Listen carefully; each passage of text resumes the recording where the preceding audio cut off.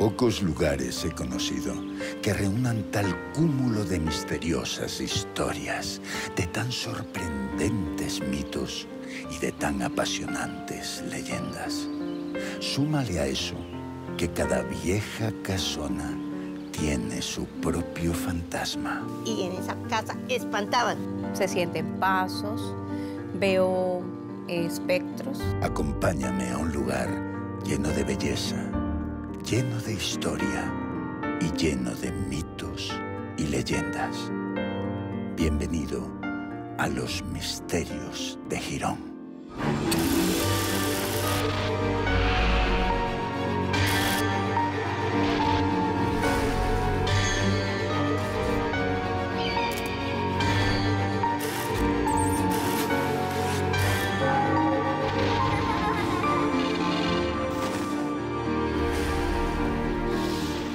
Sombras y susurros, mitos y leyendas de Santander.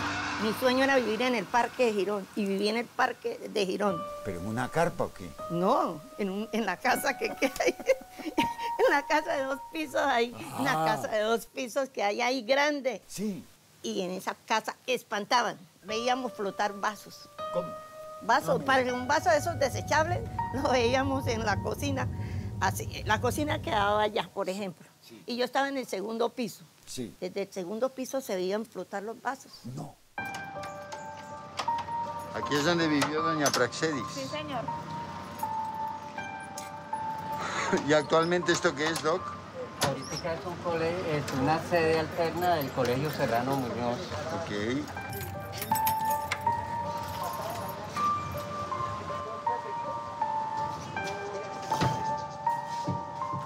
Mira qué cambio, qué pasa al entrar acá, ¿no? Bueno, aquí es donde doña Praxedis vivió largos años, una casa enorme, y donde vivió unas experiencias realmente impresionantes que incluían un vaso que alcanzaron a ver levitando en varias ocasiones. Estaba en el 2.º piso, bajé a tomar agua, no era tarde, y estaba un vaso flotando. ¿Cómo flotando? Así, por ejemplo. Sí, un vaso flotando, simplemente que uno no se queda a mirar porque, como usted, ¿sí? No me pasó. Yo salgo corriendo. Y salió corriendo. Claro, gritando. Cuando regresó el vaso, ¿dónde estaba? ¿No? Estaba en el piso.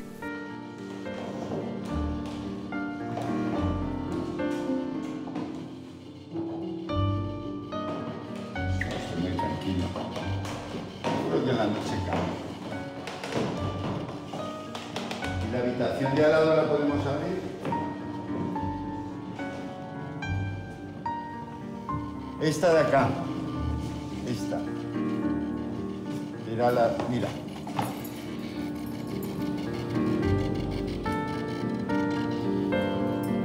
Alejo el otro dispositivo para que no sea interferencia y obviamente no es. Aquí ya hay una actividad electromagnética importante. No veo ninguna fuente de electricidad que pudiera estar alterando la lectura.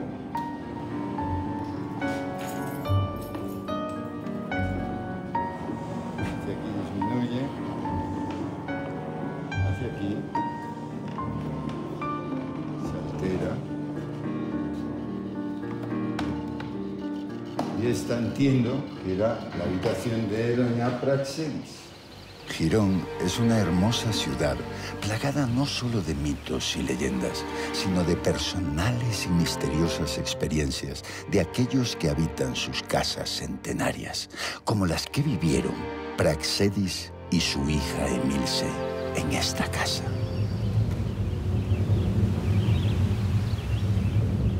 Pero no nos adelantemos, siempre es mejor empezar por el principio. ¿Cuál es la historia de esta noble villa en la que leyendas y mitos se han ido acumulando siglo tras siglo hasta alcanzarnos aún hoy en día?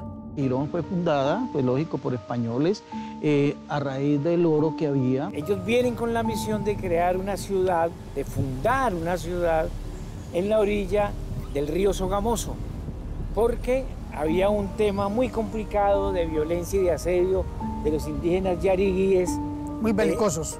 muy peleadores, muy levantiscos, que venían de lo que hoy se conoce como el río o Barranca Bermeja. En 1631, los beleños permiten que sus hijos, ya nacidos aquí, funden una ciudad que se iba a llamar San Juan Bautista de Borja, pero como cambió el presidente de la audiencia y llegó Sancho de Girón, inteligentemente le cambiaron por San Juan Girón, para que le diera la licencia para fundar la ciudad. Es una forma de lambonearlo. Es una forma de lambonearlo. Por eso se llamó San Juan Girón, en homenaje al presidente de la audiencia, Sancho de Girón. Okay. Y le dieron el territorio que estaba entre el río Sogamoso y el río Lebrija hasta llegar al río Magdalena, territorio inmenso, para que vivieran del oro de las minas de oro que hay acá y el cacao y la agricultura en gran escala, especialmente la caña de azúcar. Girón, cuando se crea, segunda mitad del siglo XVI, tuvo un periodo de mucha presencia de esclavos africanos, ¿no? ¿Qué se hicieron los negros en Girón? Porque no existen. Bueno, ahora hoy por hoy sí, pero los hubo en cantidades. Entonces hubo esclavos, de lógico, por la explotación del oro y desaparecieron. Unos hablan de que fue de pronto una fiebre, de algo que sucedió, pero desaparecieron en el municipio de Girón. Tanto que fue traído el santo San Benito de Palermo, que es una tradición religiosa en el municipio, el 28 de diciembre de la celebración, fue traído en Palermo más o menos en el siglo XVII, 1600 algo, para que mediara entre la guerra entre los blancos y los negros. La historia parece empapar cada piedra de Girón. Pero su historia, la de los libros, la de los apellidos ilustres, la de sus monumentos, vive aderezada por un rosario de 1000 leyendas increíblemente ricas. Y cuando de conocer los misterios de un lugar se trata, lo mejor siempre es visitar el cementerio y charlar un rato con el sepulturero. Cementerio Nuestra Señora de Monguí. ¿Y eso? Nuestra Señora de Monguí, ¿por qué? Es que esto viene de una tendencia, digamos, de Boyacá. ¿Ah, sí? Sí, o sea, pero aquí antiguamente se llamaba el cementerio de los ricos. ¿Y eso por qué? Porque aquí antiguamente se enterraba a la gente rica. Cementerio San Isidro, actualmente se llamaba hace unos años Cementerio de los Pobres.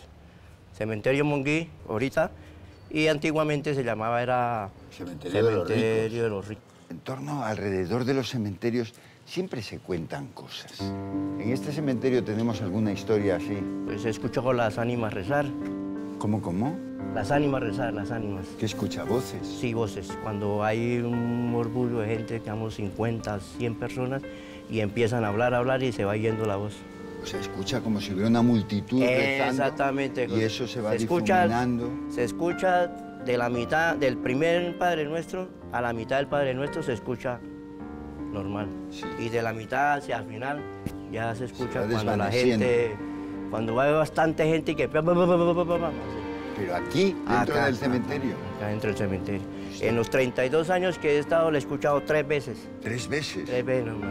¿Y alguna hora en concreto o a cualquier hora? A las 9:30 de la mañana, 10:30, que a la hora que está solo, o sea, como está ahorita.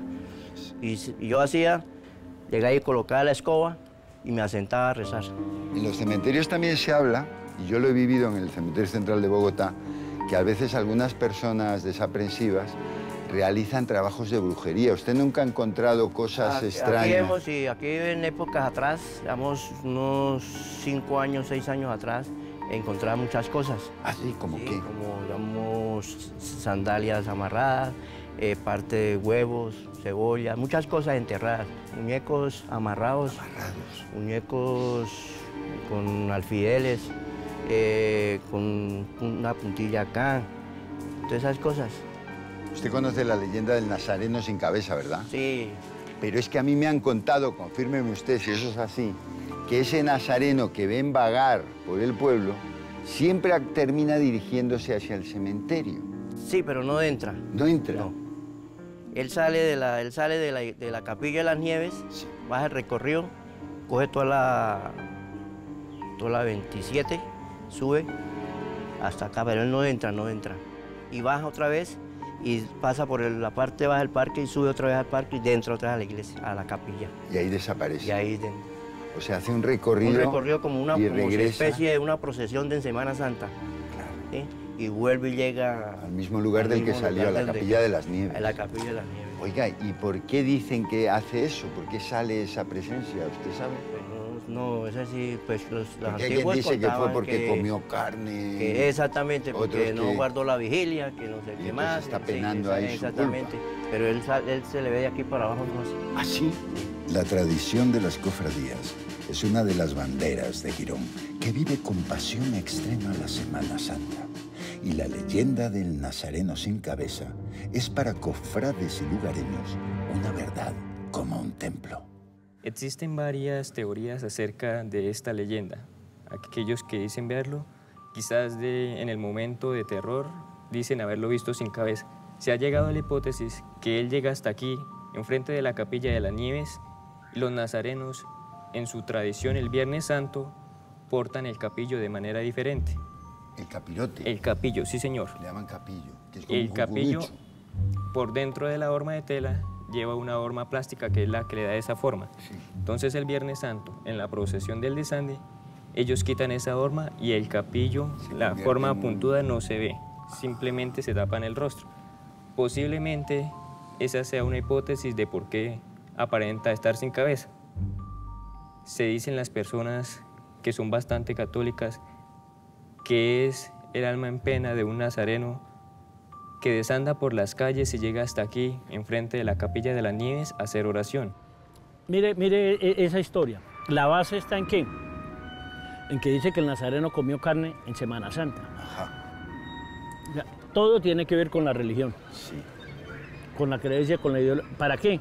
Crear el pensamiento que todo lo que no está dentro del círculo es pecado. O sea, ¿usted cree que esa leyenda salió de la propia iglesia para que los feligreses entendieran que no debían comer carne? Para condicionarlos. Y para que se cumpliera en Semana Santa todo lo que se hace en Semana Santa. La Semana Santa en Girón es una tradición bien arraigada. Sí, claro, es algo totalmente, un fervor propio de la misma comunidad y aparte de la misma iglesia que ayuda a que eso suba. En su amor propio a Jesús Nazareno y a la misma religión y a la fe propia de los catolicismos. ¿Y qué es eso del Nazareno sin cabeza? ¿Qué es esa leyenda que se comenta en Girón? El Nazareno sin cabeza es un mito, una leyenda, ¿sí? Se habla de un nazareno que incumplió las creencias del no comer carne. Y dice que ese nazareno incumplió esa norma, ¿sí? Y consumió carne, ¿sí? Después de él morir, ¿sí? Se volvió una pena o una persona andante en el pueblo después del miércoles santo, siempre a medianoche decían que salía el nazareno sin cabeza. Estaba purgando su pecado. Purgando su pecado, sí señor. De pronto la gente creía que el nazareno sin cabeza era el nazareno sin cabeza. ¿Decapitado? Sí, decapitado. No, el nazareno sin cabeza no es un nazareno decapitado. El nazareno sin cabeza es un nazareno con todo su vestimenta, con su hábito, porque eso se llama su hábito, ¿sí? Pero sale sin su capirote o su capillo o su norma, ¿sí? Salía sin el cucurucho. Sí, sin el cucurucho. Salía con la cabeza descubierta. Entonces se le decía que era el nazareno sin cabeza. De la gente, mucha gente en el pueblo creía que el nazareno sin cabeza era un nazareno que iba totalmente sin cabeza. Para unos, se trata del espectro de un nazareno sin el capuchón. A eso se refieren al tildarlo de sin cabeza. Para otros, el fantasma está decapitado, como el protagonista de otro renombrado mito de Girón, el jinete sin cabeza. Es una historia también contada por muchos gironeses, donde en época de Cuaresma también aparece, hablan de que es cuidando sus reliquias, sus pertenencias de sus ancestros, entre la calle, en la carrera 25, entre calle 30 y 29, que es el puente de Calicanto que tenemos en el municipio de Girón, aparece, se escucha primero el trotar de los caballos, la gente mira, no ve nada. Los cascos sobre el empedrado se sienten, miran, no ven nada y al rato sienten la sombra de ese jinete dentro de la región, dentro de ese municipio sin cabeza. Estamos en un sitio emblemático del municipio de Girón, que son los puentes de Calicanto. Calicanto. 6 puentes de aquí para abajo, hechos en un material de cal y canto, ¿sí? Que era lo que utilizaban los de la época de la colonia para poder construir. La época colonial. ¿Lo mezclaban con boñiga? Con boñiga. Con boñiga de caballo. Sí. Y a veces dice la historia, ¿no? Leyendas que también eran con sangre de esclavo.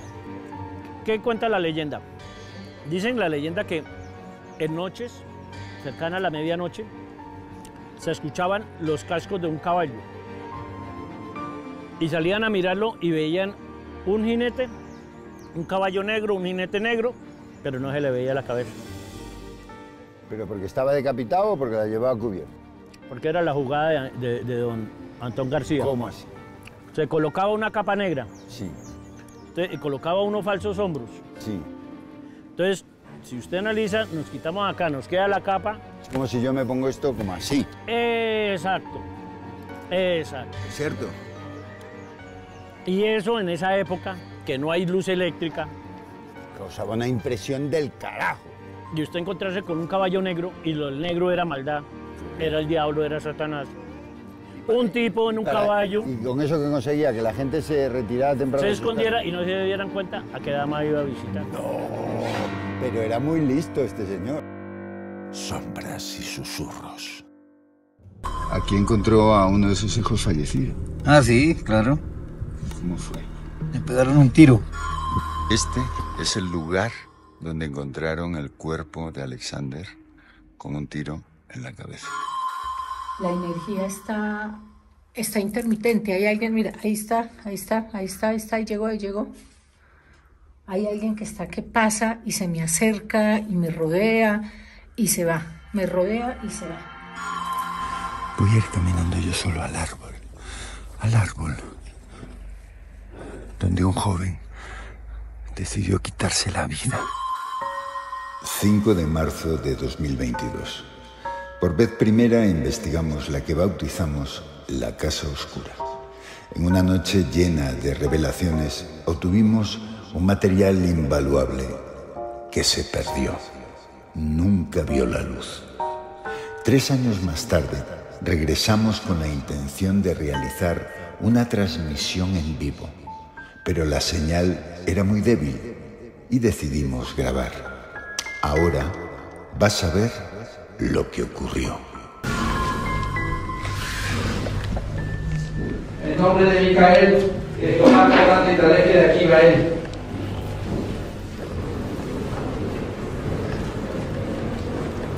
En nombre de Rafael, desaparece entre Lázaro en abril. Por Samael Sabaoth, y en nombre de Jimibor, aléjate a Tramelec. Sombras y susurros. Al principio, te contaba que además de los mitos y leyendas tradicionales de Girón, cada casa centenaria parece tener sus propios fantasmas y misterios. Dicen que también hay un niño que cuando está soberbio pues él tumba los libros, pero ese sí no he escuchado. No lo vio usted. ¿Y dónde es la biblioteca? ¿Dónde estaban ahorita ustedes? No, doctor, ¿usted por qué me hace eso? Está la casa del espanto, la casa de la... No, increíble. Y asustan tremendamente aquí en esta casa. Tremendamente. ¿Conoce a los dueños? Los dueños toca tocar y mirar, pero sí, inclusive pues hay mucha historia en esa casa.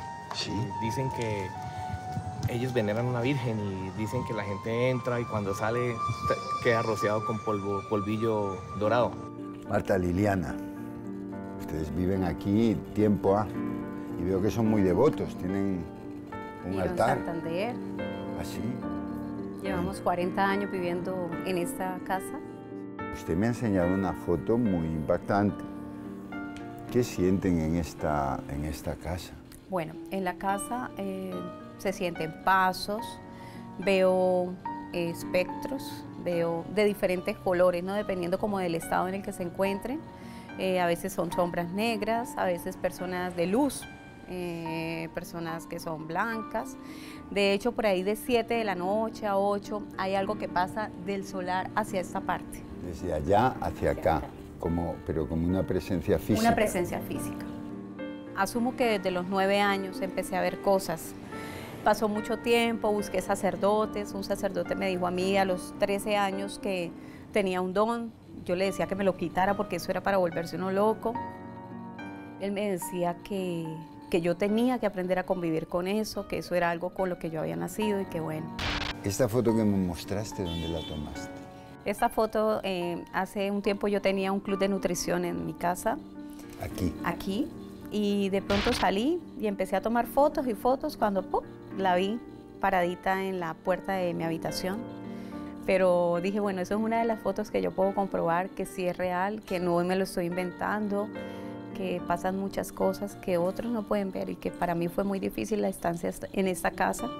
Me tocó ayudarme con muchos sacerdotes, de hecho, porque pues era la forma en la que como que se calmaban. Experiencias personales tan impactantes y leyendas tan escalofriantes como las del Nazareno y el jinete, ambos sin cabeza, conviven con un mito propio de un cuento de los hermanos Grimm, los pollitos dorados. Hay uno muy autóctono de acá que son los pollitos de oro. Eso es una historia, esta leyenda casi en todo el departamento de Santander. Yo soy de oriundo de un pueblito de San Vicente de Chucuy, también se habla mucho del tema de los pollitos. Salían unos pollitos dorados, amarillos, y se le veían picando. Otros decían que eran paticos y otros, bueno, le colaban ahí los nombres, pero el hecho era que quien pudiera coger un animalito de eso, donde lo cogía, abrían un hueco, una zana, y encontraban oro. Una molla, encontraban un entierro de oro. Es una historia hasta bonita cuando uno lee y escucha cómo podrían de pronto coger eso, porque siempre dicen que son pollitos de oro, que tiene que ser con unos calzoncillos o con una manotada de orines, que de lanzárselos para que se congelen y poderlos coger. Poder agarrar el pollo de oro. El pollo de oro. Personalmente, se me hace más fácil creer en los espeluznantes espectros decapitados que en los escurridizos pollitos de oro. Pero quién sabe, al fin y al cabo, nadie parece haber visto en persona a los unos ni a los otros. ¿Y usted lo vio? No lo he visto, pero un señor que trabajaba acá, no me acuerdo el nombre, lo llamaban como cigarrillo a él, como el apodo de aquí en Girón. ¿Cigarrillo? Exactamente. Él barría, él se lo vio varias veces. ¿Y usted lo ha visto? No, eso es algo que no lo hemos visto, se escucha. Le llegó el rumor, empezó a recorrer, porque eso sí, los rumores corren entre las hermandades. De una vez se dijo que el Nazareno sin cabeza había aparecido. ¿Y usted conoce a alguien que diga haberlo visto? Mi abuelo, ¿Ah, sí? Según cuentan, él tuvo la oportunidad de tener varias visiones de esto. Sombras y susurros. Tus sentidos pueden engañarte. Tu instinto puede salvarte. Sombras y susurros. Más allá de mitos y leyendas, Praxedis y su hija Emilce sí vivieron algo que las dejó aterradas. Era un 1 de noviembre. Las habitaciones allá son como un apartamento de 60 metros cuadrados. Muy grande. Grandísimo. Entonces, mi hija dormía en su habitación, yo en la otra, con mirada al parque. Okay. Con mirada al parque. Este es el parque que nos contaban. Este es el parque central de Girón, ¿no? Ah, pero aquí hay un pasaje divino. Mi mami he escuchado que de pronto no recuerda bien, no había luz siquiera. O sea, el parque de Girón estaba no había luz, totalmente oscuro. ¿Ah, sí? Y de pronto la niña empezó a gritar, mamá, mamá, venga y acompáñame. Yo abrí el portón y cuando en los árboles veo todas estas figuras, porque eran figuras como, no sé, haga cuenta de ese Gasparín, yo siempre las asimilaba así, muchas figuras jugando en la copa de los árboles. Cuando llego y salto a la cama, yo de los nervios gritaba, yo decía, Dios mío, ¿qué fue lo que vi? ¿Qué fue lo que vi? Eran formas humanas y algo como fantasma. Yo nunca había visto. No lo volví a ver más tampoco. Y ese era el 1 de noviembre. 1 de noviembre. El 1 de noviembre es una fecha que tiene alguna relación con Girón. Las ánimas. Con las ánimas.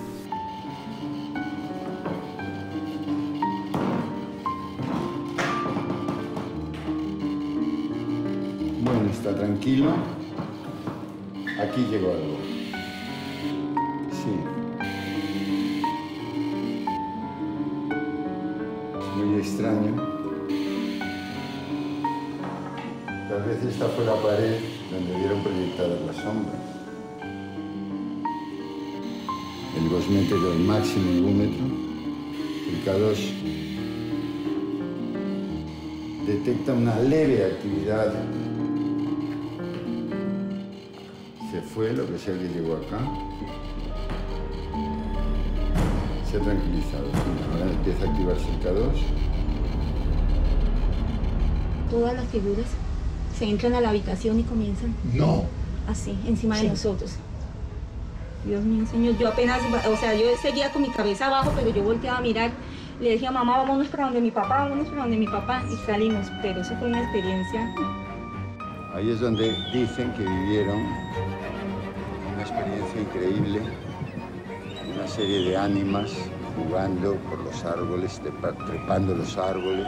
¿Cómo cambia esto de día a de noche, ya verán? Sin duda, me tocará regresar, como dice la canción, cuando la tarde languidece y renacen las sombras, cuando la oscuridad cubra con su manto Girón y esta casa.